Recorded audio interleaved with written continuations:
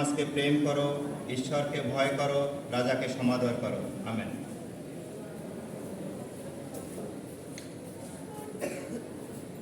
শেষ হলো পবিত্র ধর্মগ্রন্থ থেকে পাঠ। এখন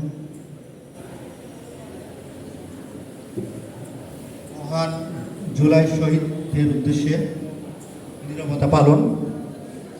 নীরবতা পালন উপলক্ষে 1 মিনিট নীরবতা পালন করা হবে। আপনারা সবাই দাঁড়িয়ে যান এবং 1 মিনিট নীরবতা পালন করা হবে মহান শহীদদের স্মৃতির উদ্দেশ্যে।